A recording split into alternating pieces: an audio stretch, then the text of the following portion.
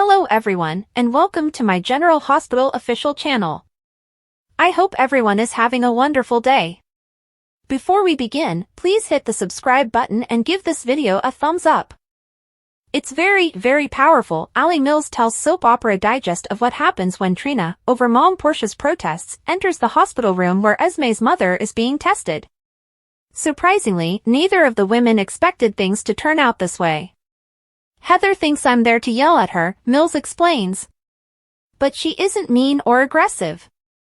She offers me the opportunity to speak, and Heather takes it. What follows is the elder woman's attempt to apologize for all of the grief she, and, by extension, her daughter, have inflicted. And when I bring up Esme's name and Spencer's name, that's when the scenes sort of flip. Needless to say, Trina gets emotional just thinking about Spencer, let alone discussing him with the mother of the woman who killed him. What follows is probably a long overdue venting session, as Tabyana Ali's portrayal of Trina allows her pain to emerge. Mills was astounded by her scene partner's performance. It was like whoa. It was quite emotional, and I felt it. The important question, though, is how the interaction affects Heather. While Laura has debated whether to embrace the concept of releasing the Hook killer based on medical advances, Heather has chosen not to explore that option. Mills admits that it's a terrible situation because Heather understands how much misery she's caused. Mills claims that one statement spoken by Curtis to Heather has lingered with her and altered her perspective on the situation. The enraged father told Heather that she had taken the light out of his daughter's eyes. "Oh, it kills me," says the actress. "Just talking about it makes me cry." Those powerful emotions are obviously barely beneath the surface during this week's confrontation. "It's a horrible feeling to know I did that to this young girl," adds Mills in character. Trina is a lovely person who is generally quite forgiving. Taking away someone's love and breaking their heart might make it difficult to recover. Expect the ramifications to continue to have a significant impact in the coming days. After the confrontation, Heather confides in an unexpected person, Elizabeth. Meanwhile, Trina's mother, Portia, will continue to grapple with the prospect of Heather being set free. Will her chat with Laura lead either of them to a different conclusion regarding their contrasting stances? Scott informs the guard outside Heather's room that he is her attorney and barges his way inside. Heather says it's always nice to see Scott, but they both know he's not her attorney. He exclaims, "Not yet." He acknowledges he did some study, that the cobalt poisoning is true, and that she received an unfair sentence. He knows she'd done some wild things in her day, but she was never a serial killer. He claims she didn't unintentionally poison herself with cobalt, as she did with LSD, and she wasn't thinking clearly when she killed those people.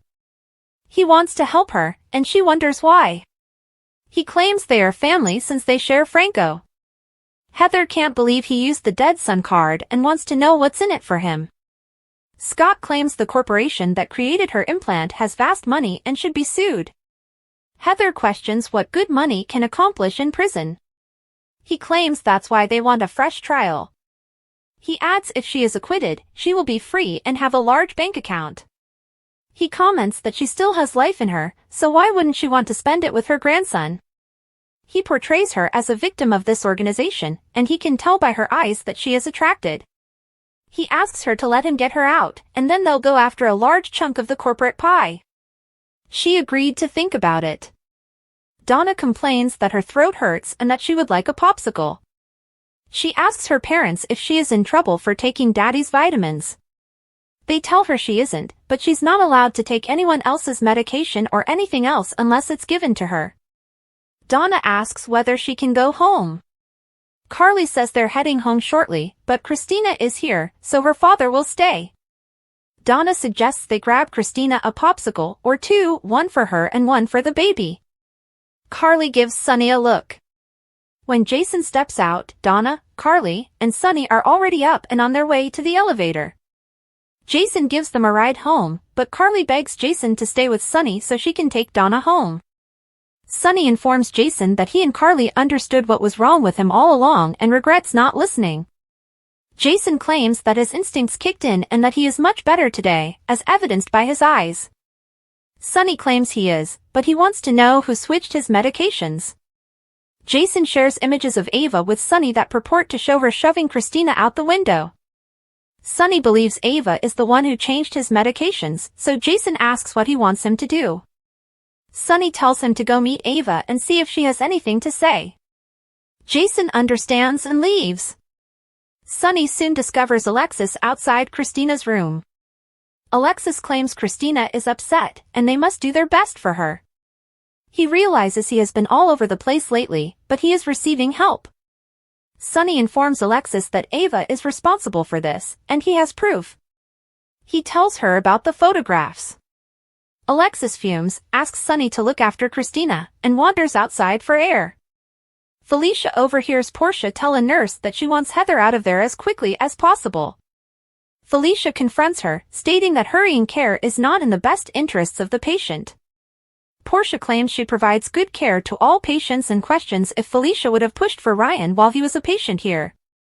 She also reminds Felicia that she is co-chief of staff before walking away. Back in Heather's room, Scott has left, and she is trying to sleep when the guard informs her that she has another guest. She is astonished when Trina enters. Trina says she's come to hear what Heather has to say. Heather apologizes, but she realizes it doesn't matter because others have died. However, getting this hip replaced caused her to awaken from a nightmare. But now she's in another nightmare, having to deal with what she'd done and the fact that people are dead. Trina says she has heard her apology and hopes that her murderous tendencies have subsided. She starts to leave, but Heather stops her. She cries again, saying she is sorry for what she did to her as well as what Esme did to her. She claims Ryan used Esme and her feelings for Spencer. Trina interrupts her and explains that Esme was not in love with Spencer, she was using him. Trina will not forgive Esme or Heather. Heather wonders why she came to see her. Trina declares that she will not allow her and Esme to have power over her anymore. However, she wants Heather to have her day in court, and she hopes that justice will be done and that no one will be harmed by her again. Heather also says she hopes she never hurts anyone else again. Trina tells her they all deserve some peace and walks away. Heather breaks down. Scott runs into Alexis in the hallway and tells her he heard about Christina. He asks if she's okay. Alexis asks whether he wants to know about his murderous client. She informs him that Christina is sad and broken by the loss of her kid. Scott changes the subject and mentions that while he has her, he thought she might want to cooperate with him on Heather's case. Alexis says, "Are you insane? Why are you asking me that now? There is no way in hell I would help Heather Weber." She storms off. In her cell, Ava requests a guard in order to contact Agent John Cates. She gets no response. Cates is brought to Anna's office and asked what she wanted. Anna questions the nature of his relationship with Ava Jerome. He claims she is a buddy, and his personal life is none of her concern. Anna claims it is when a crime has been committed. She tells him that Ava pushed a pregnant Christina out the window and that her baby did not survive. Cates says he has nothing else to say. Anna wonders if he is unconcerned about this innocent life because it is Sunny's grandchild. He calls it a tragedy, but he has yet to speak. She speculates that he sees Ava as an ally in bringing down Sunny. She informs him that the list of people who have ruined their lives and professions by attempting to imprison Sunny is extensive, and he is adding his name to it. Cates reminds Anna that she should be assisting him, not battling him, but he refuses to allow her stop him from taking down Sunny. Cates visits Ava and asks if she is responsible for Christina's escape through the window. Ava maintains it was a mistake and Christina tripped. However, this will not prevent everyone from blaming her. Ava claims Sunny is pursuing her and possibly him as well. She tells him that Christina tripped over his duffel bag. Ava explains that she concealed it, but the cops discovered it. She also knows things will only become worse if Sunny finds he's been using placebos. Ava informs Cates that Sunny went to see Kevin and discovered an issue with his medication. Kevin mentioned this when he arrived to check on her. She claims someone paid the pharmacist to switch his medications, but he refused to tell her who. She knows Sunny will come for him, so she begs Cates to locate the pharmacist and advise him to go. Kate wonders why, as she has nothing to conceal. Ava cries that she has been to his office multiple times, and Sunny assumes she set him up. Kate pledges that he would not allow Sunny to hurt her. He claims Sunny's days of torturing others are coming to an end. He storms out. Later, Jason arrives to see Ava. She believes he's back working with Sunny and is out to kill her. She says that what happened to Christina was an accident, and that she would never hurt her, let alone force her through her hotel room window. Jason claims they have proof she did. Ava is aware of the images and claims that they can be fabricated. She labels Sunny unpredictable and claims he will do anything to get rid of her. Jason admits that they are aware of the placebos and accuses her of switching out Sunny's medications, just like she did with Morgan. Ava says she found out the medications had been replaced, but it wasn't her. She claims Sunny has a powerful adversary who knows his flaws. Jason wants a name. She claims they both understand how this works, and that the moment she passes out a name, she becomes expendable. That name is all that can keep her alive. Back at her office, Anna receives a call from Carly. Carly begs her to come to her house because she needs to report a crime. Anna soon arrives at Carly's. Carly tells her what occurred with Donna and how the medicine she consumed turned out to be placebos. Anna asks Sunny whether he knows. Carly claims he does, and she suspects he has been taking placebos since New Year's Eve.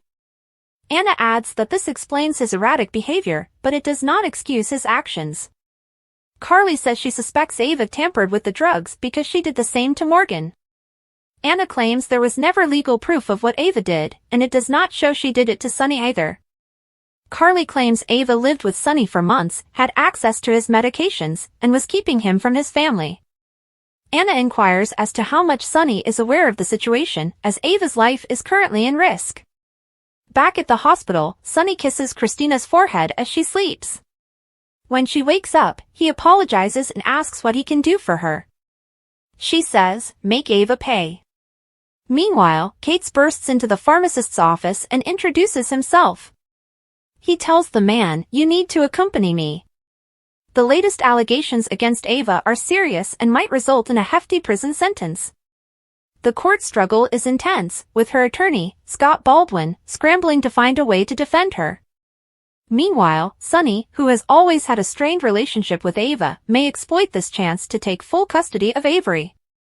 Adding to her problems is the growing distrust of those around her. Ava's confidant, Nina Reeves, is divided between helping her friend and safeguarding her own interests. The rising strain is driving Ava to the limit, and her desperation is palpable as she considers dramatic steps to clear her name. During this upheaval, Ava's weakness is exposed. She is battling not just for her freedom, but also for her daughter's future. The legal proceedings are sure to be a battleground, with dramatic courtroom confrontations and frightening revelations that could transform Ava's life forever. This week, Anna Devane, the smart and tenacious investigator, will focus on Trina Robinson. Anna's instincts have been refined over years of solving complex cases, and she believes Trina may have important information concerning recent occurrences in Port Charles. Trina, a young lady facing her own set of issues, finds herself on the hot seat as Anna's questioning gets more probing. Anna is keen to find out the truth, and her line of questioning indicates that she suspects Trina is either suppressing information or unintentionally involved in something greater. The interactions between Anna and Trina are fraught with tension. Trina's devotion to her friends and family affects her willingness to reveal information that could implicate those she cares about. Meanwhile, Anna's determination is driven by the need to defend the neighborhood and bring justice to light. Trina's relationship with significant figures in Port Charles, especially her mother, Portia Robinson, and her friends, makes her an important piece of the puzzle. As Anna looks deeper, viewers are left wondering what secrets Trina is hiding and how they will affect the overall story. These three main narratives aren't unfolding in isolation. Because Port Charles inhabitants' lives are so intertwined, each development has an impact on others. Christina's health, Ava's legal challenges, and Anna's inquiry are all part of a broader story of intrigue and drama.